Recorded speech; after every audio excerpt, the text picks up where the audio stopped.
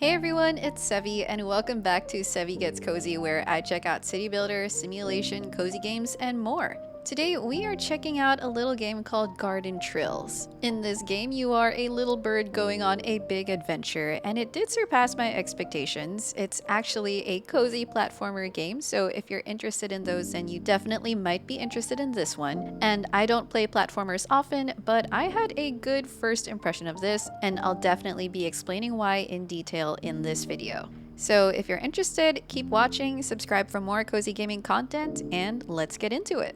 So what is Garden Trills? Well, again, it's a cozy platformer game that naturally comes with puzzles and different problem solving. It takes place in a garden type of land where you're basically on floating islands. Everything is flowers, watering cans, hoses, gardening areas, lots of garden decor everywhere, and as a tiny little bird, you are navigating the space. You just moved into town with your family, you're meeting other birds on your adventures, you're solving problems, trying to get the garden up and running, and one of the early main objectives is to get the automated water system working again. And those quests and adventures are basically going to lead you from map to map of different garden areas. Now, before we get into the gameplay itself, I just want to give some comments on the visuals and music. When it comes to the visuals, you get all the feelings of a light summer day. The color palette is hazy, it's a bit desaturated, the colors are light, a bit washed out, almost like it's overexposed, and the gardens are literally floating islands, so it makes you feel closer to the sky. You have that sunny feeling of being up in the clouds, so I feel like the washed out, overexposed colors make a lot of sense, and for me, they added a really nice atmosphere. It basically felt like I was floating. And as a little bird, that also adds to the feeling because you can fly for short periods of time. The brightness of the feel of the game, it just emanated kind of a happy and calm mood for me. So the atmosphere definitely held that cozy vibe. And as a little bird, I loved the feeling of everything being so big relative to your size. So you kind of have to struggle a bit to get on top of furniture, but it's nothing too unmanageable. It's cute that the flowers are so large compared to you, and I just enjoyed the environment of the game overall. And then the music, we've got some quiet, light, and melodic tracks, and then there's some birdsong mixed into it, so more garden immersion. And there was also some nice integration of piano motifs with some light high notes. Overall, just adding to that light summer day kind of cozy atmosphere. And the tracks were really just simple, lovely background music.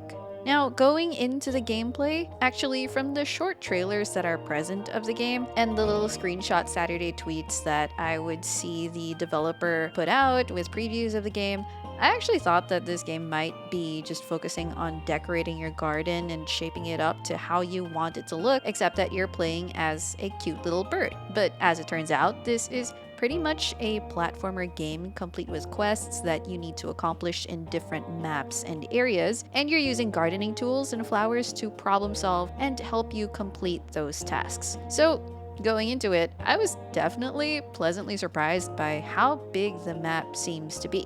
I really thought it would just be the one base map for you to garden and tend and plant flowers and grow flowers in, but nope, there is much more than that. I played far enough to complete the major quest of opening the first water line, and that already introduced a sizable map in addition to your home garden map, which I have to say is quite adorable. Your home garden is complete with a few furniture sets, a trellis area or two, lots and lots of planting areas, a garden fountain, a rooftop section, and you get a whole view of it from bouncing on the parasol, which I think is adorable. Of course, this map is to help introduce you to the basics of the flower mechanics and also decorate however you see fit as your home base, I presume, since there aren't a lot of problems to solve here. But I also like how much dimension and levels and area there is to it as a home map. But yeah, the first Waterland quest brought out another map that this tiny bird definitely struggled to get all the way through, or maybe that's just my skill issue. And yet, I was still pretty eager to accomplish the objectives. Now, let's check out the main mechanics that helped us accomplish those objectives and solve those problems, which are flowers.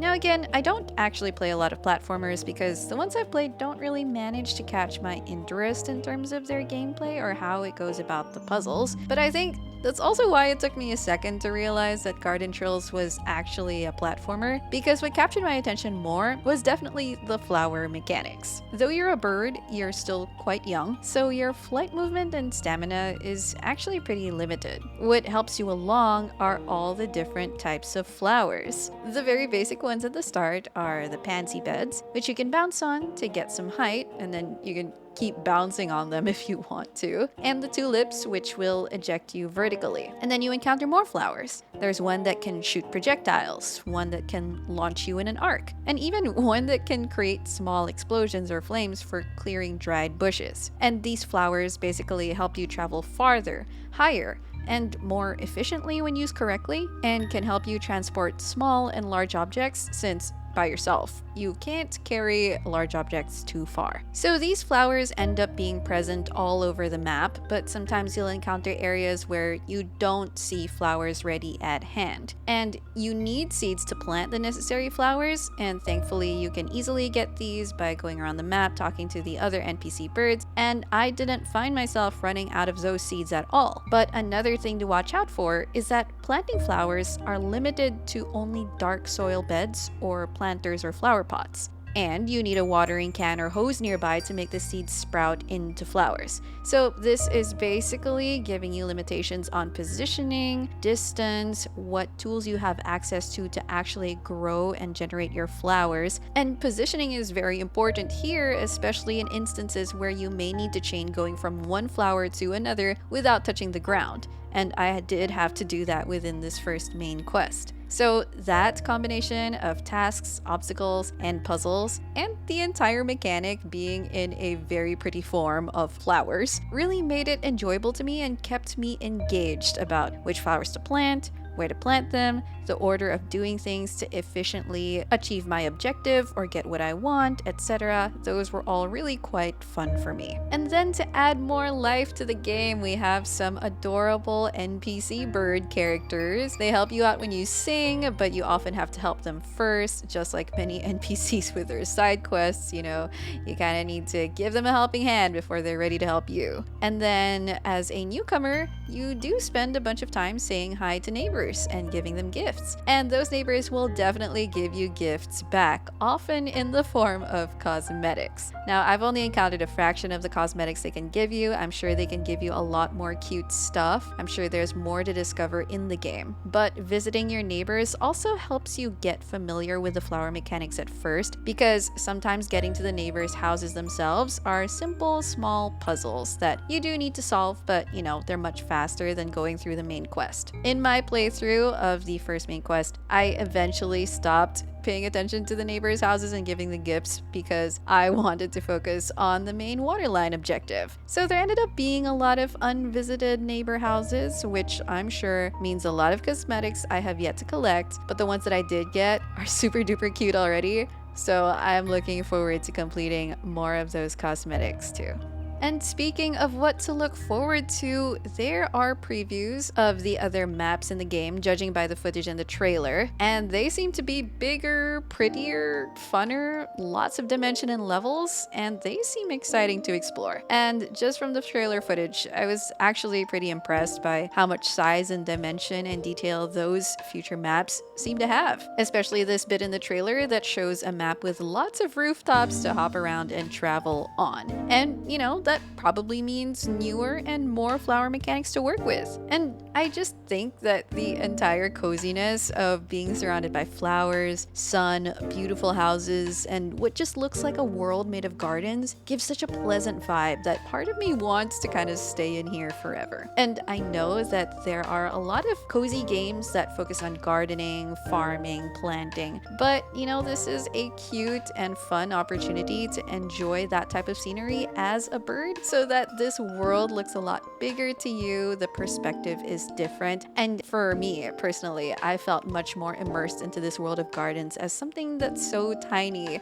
and the flowers are so large compared to you. So if you're the type of person that enjoys that garden scenery and you want to immerse yourself into it, I think you're going to enjoy the environment of Garden Trills. So overall, I don't have that many critiques about it so far, and you can take that definitely with a grain of salt since I did only complete the first main quest. But yeah, yeah, so far there wasn't much that I had specific complaints about. I would say there are some flower mechanics that were hard to jump around or hard to navigate around because sometimes the prompts didn't show up smoothly, but honestly, that's just a bit of a nitpick. I was definitely able to solve problems faster once I got used to the rhythm of, for example, chaining flowers or using the more difficult ones. But the problem solving itself, I didn't have a lot of issues with it because it felt like the problems here were laid out step by step to be challenging enough, but also manageable enough that a solution could be found given the resources at hand and given your environment, which, you know, just means that so far the difficulty level was just right for me and I didn't find anything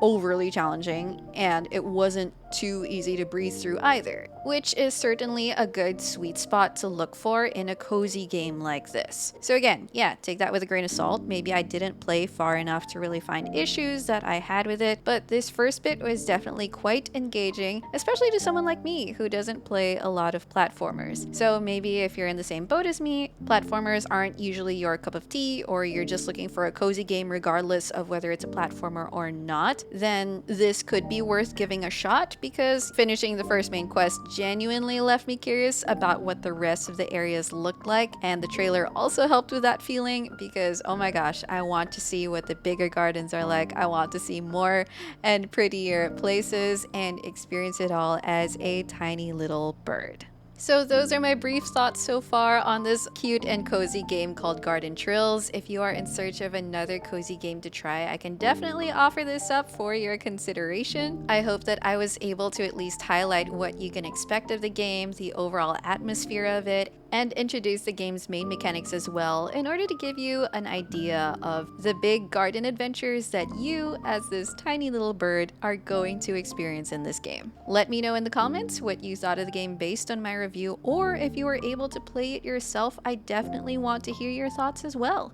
If you enjoyed this video, don't forget to leave a like, subscribe to my channel for more cozy channel content, and I'm going to see you soon.